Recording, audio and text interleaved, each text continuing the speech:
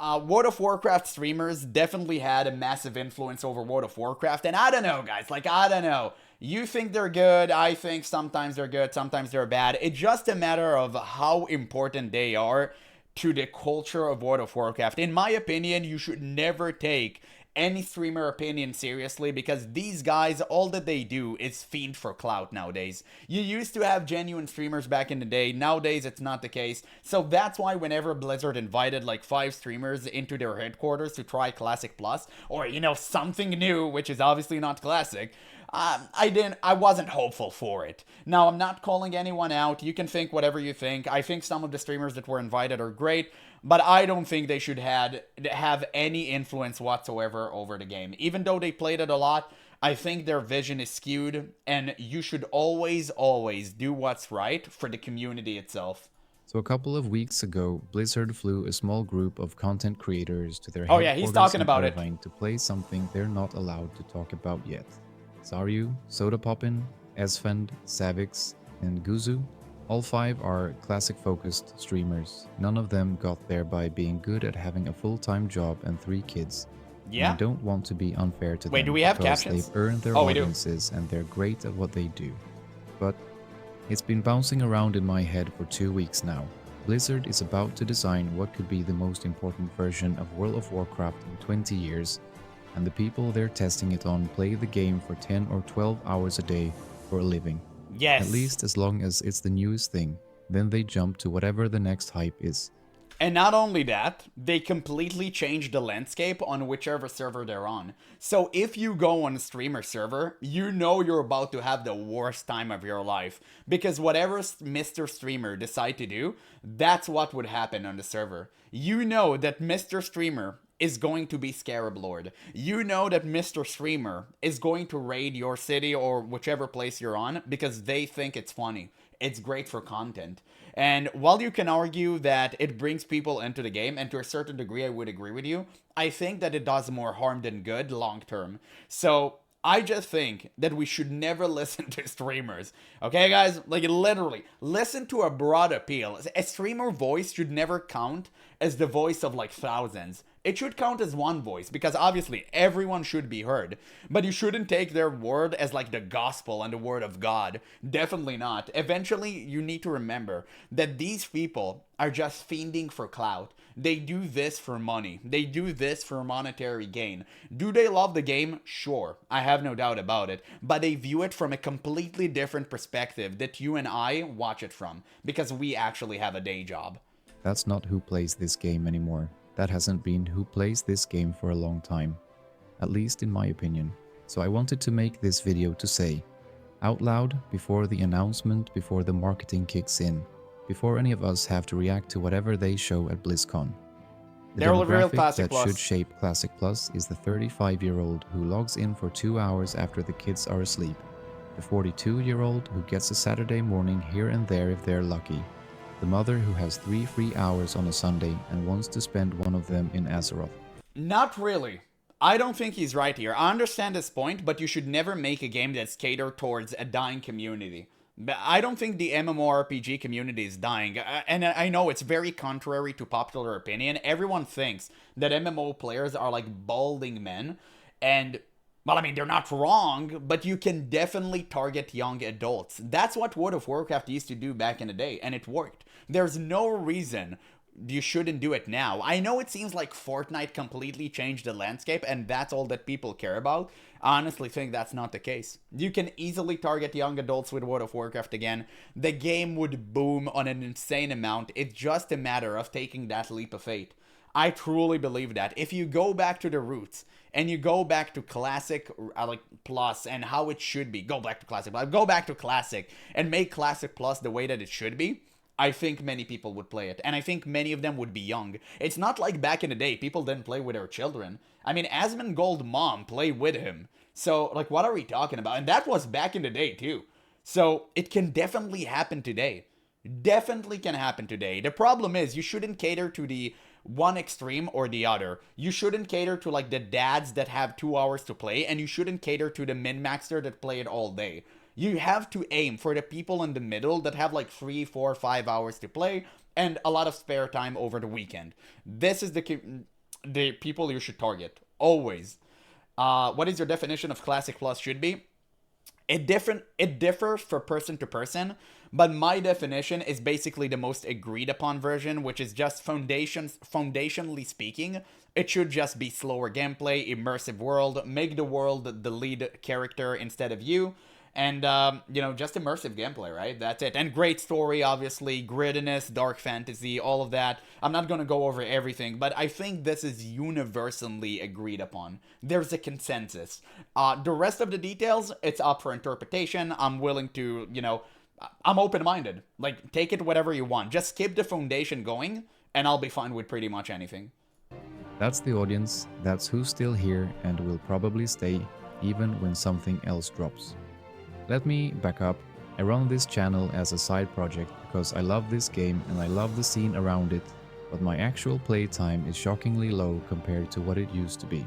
Maybe an hour a day on a good week, sometimes a longer stretch on a Sunday morning if my schedule cooperates. And when I look around at who's mostly viewing and commenting on my videos, the people I'm hearing from are people like me, not college students anymore, not Yeah, streamers. but that's like YouTube algorithm, brother. You should never look at your YouTube algorithm and be like, oh, that's reality. So, like, listen, I'm the same as you. My community is not under 18. Every single viewer I have is 25 years minimum. The rest, like, we olden. But I don't take my community as an example of who wants to play Classic Plus. You should never do that. That's argument from authority. That's really bad outlook on life. And, like, literally just never do that. It's really bad. I understand that even though my community is telling me, oh, I want Classic Plus exactly like you. I want it like this and that and this. That's okay. That's one point of the equation. You really need the other parts as well. So never take that as like an argument. That's really weird. Just adults with limited time. Yeah, we all them. And a lot of nostalgia for the game cooked. we used to be able to disappear into. This is the demographic that should be in Blizzard's playtest room. Not because we deserve it more than the streamers do, but because we're the people the game has to actually work for if it's going to survive. And here's what worries me. When you bring streamers into the design loop, you get a game designed for streamers, content that's optimized for 15-hour raid weeks, gear progression that assumes you can show up to every reset, a meta that gets solved in 48 hours by people with spreadsheets, and from that point on, the casual player is just trying to keep up with somebody else's optimization curve. Facts. The skill ceiling isn't the problem. Facts. And you see it clear as day in TBC right now. If you're a Retribution Paladin trying to grab a group for heroic, oh my, you're gonna have some bad times, son. Unless you heal or tank, you shouldn't be playing a Paladin, honestly, but it is what it is, right? It's the retail mentality that seeped into Classic and destroyed everything from within. It consumed it like some sort of an infant station, which I guess it kind of is. So, how do we solve that? How do we rectify the situation?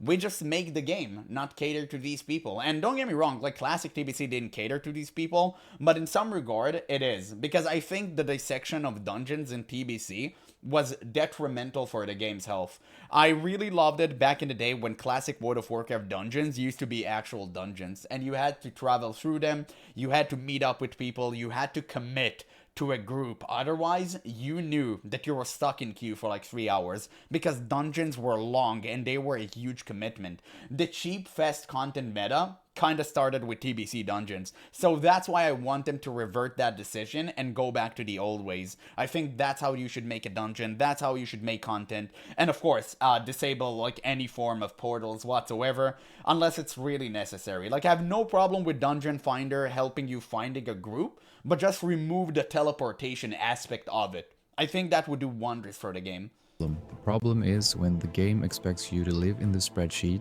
just to enjoy the basic experience. You don't fix that by lowering the skill ceiling. You fix it by designing horizontally instead of vertically. Whoa! Horizontal progression is one of Guild those Wars 2 phrases that reference. gets thrown around a lot. Damn, Let me that's say crazy. what I actually mean by it. It's the idea that getting stronger isn't the only axis of improvement. You can get broader instead by finishing achievements, leveling alts, chasing rare pets or mounts, or completing world content that doesn't reset every week.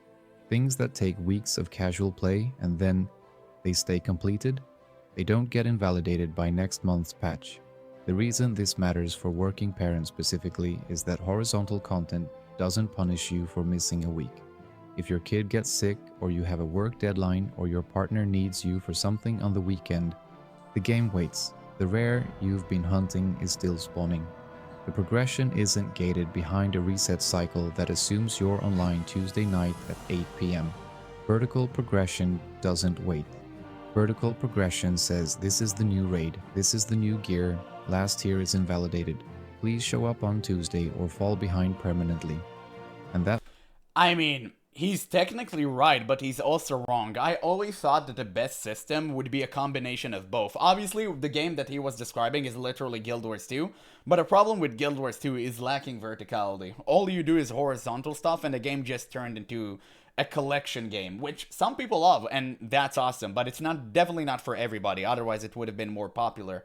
So, I really think that what you should do is what he said when he just started the sentence is make an account-wide achievement system with permanent progression that sticks throughout every ult whatsoever.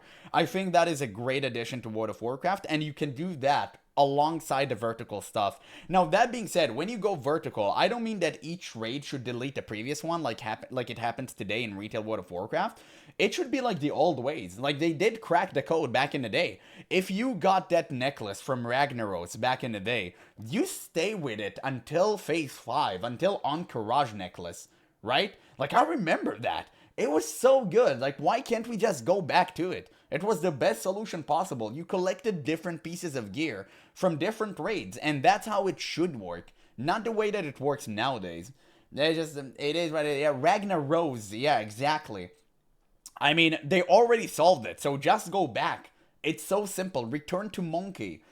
Guild Wars 2 stole horizontal progression from World of Warcraft. Am I surprised? No, of course you're not.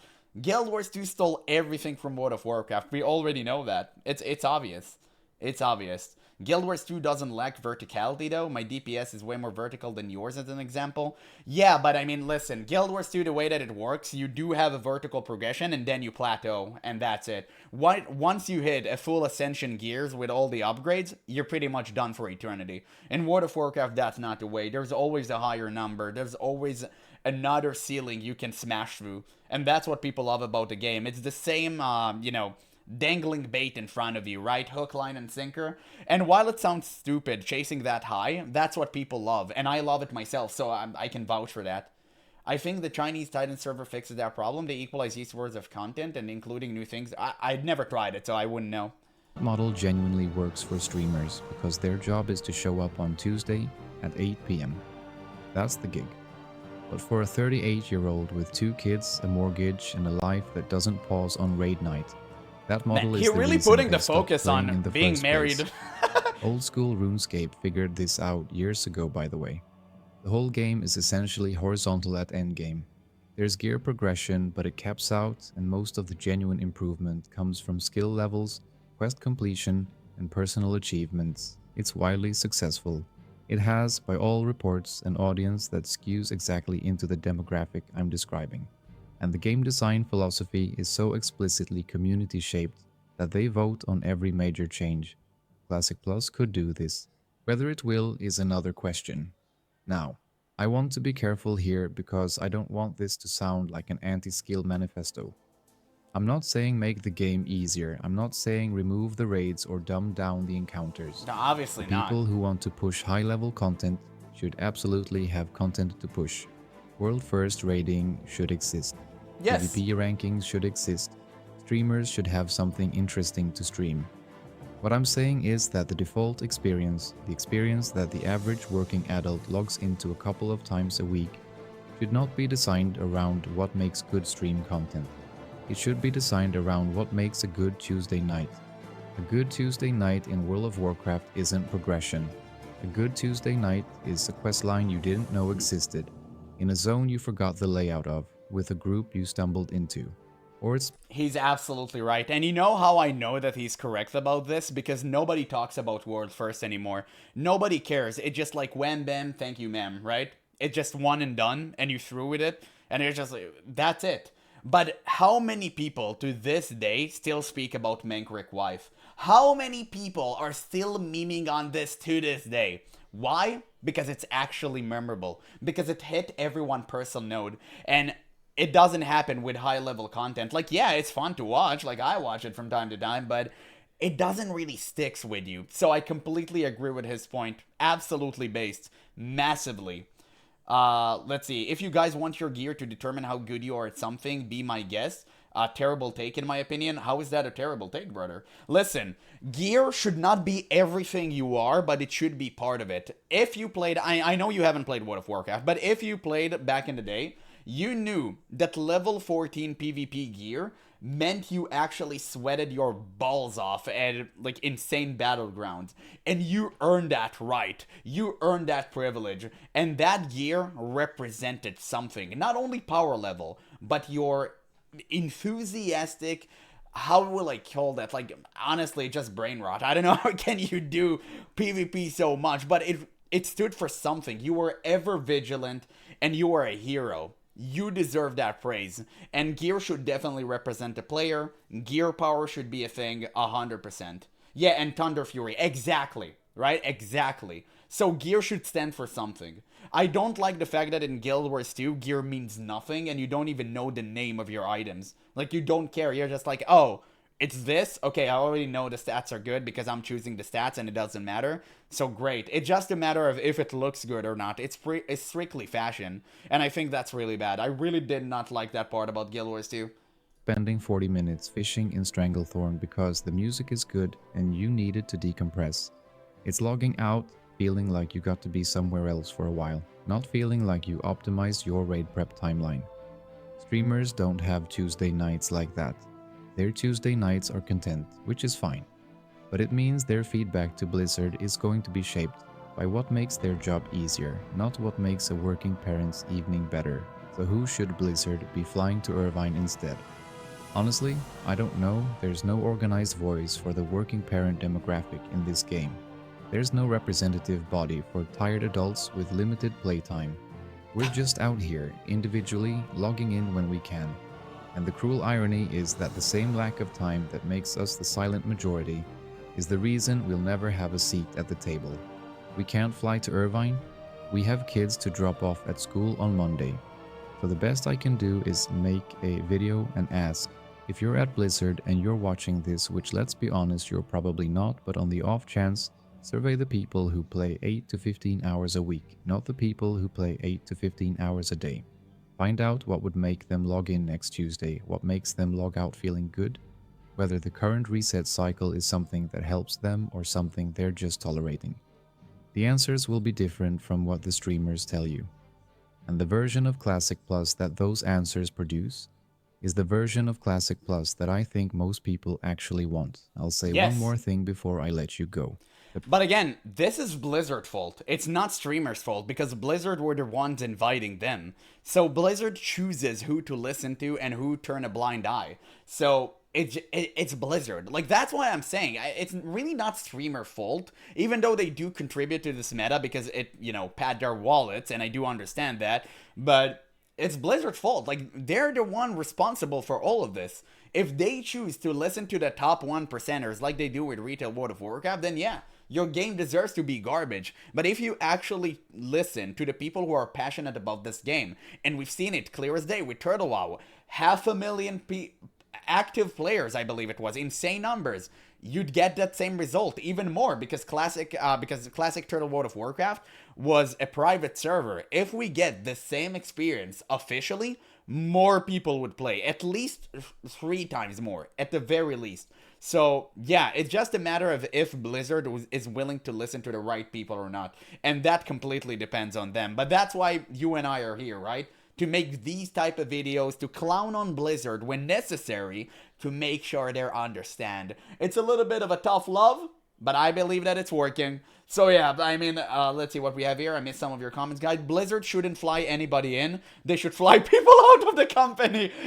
True. And they should start with Holly Longdale. I think she had her time. She completely butchered the game. and there's no reason for her to stay. Same for Ian, same for like anyone else. I really think they should do a clean house and just bring in fresh people. Just literally let Chris Metzen the reins and let him do whatever he wants. I think the game would be good nowadays. I mean, WoW is better than kids. Obviously, it's more important. Like, what are you talking about? Bro should have gotten a cat. I know. He spoke a little bit. I mean, I'm not gonna lie. Clearly, this video was just like a huge self-insert. He clearly spoke about himself when he made that video, but I understand that. Like, some people have partners, some people have kids. They don't have all the time in the world to play the game. I know because I have a day job, unfortunately, until I make it full-time streamer. By the way, make sure to subscribe, huh? Make sure to subscribe. I know I'm an idiot, but please, for the love of actual God, we've grown immensely in the past months, and I kind of want to keep that high. So, yeah, if you enjoyed, make sure. But other than that, streamers do something that benefits them. True. True. Absolutely. Metzen should be out as well. He's just much a part of them. Listen, I don't believe that. I think he's just sad and he really wants to take care of the product that he once loved. But I've heard the old stories about Chris Metzen, and I don't think he's far gone. I know this man is, like, capable of creating a good game again. Private server scene has been quietly making the case for this for years. Chromicraft uses community-decided phases to slow progression and let casual players actually keep up with the curve. Nostrum just launched with phase level caps, so working parents can actually feel like they're at max level when the rest of the server is. Yeah, Chris Metzen isn't captured by them. He's not. Built half a I don't million believe player that. communities around content that respected. Listen, I know that people like to believe the narrative that Chris Metzen said to Holly Longdale that he wished he wouldn't call it Warcraft. If you can find a proof that he said that, I would literally subscribe to retail for the rest of my life. No way he said that. I will not believe that ever. Your time. The model exists in some form on every successful private server, just with different implementations. It works. It's been proven repeatedly on tiny budgets by passionate volunteer teams. Blizzard has more resources than any of these projects combined. The only question is whether they'll listen to the right people when they design what comes next. If you've got something to add, or you disagree, or you want to tell me about your own Tuesday night, drop it in the comments. I read all of them. And if you think I got something wrong, especially about who actually plays the game in 2026, tell me. I do. I don't think it's all dying community. I think young people want to play World of Warcraft. I think many of them kind of wait on the fringes to actually be encaptured by this game like we were back in the day.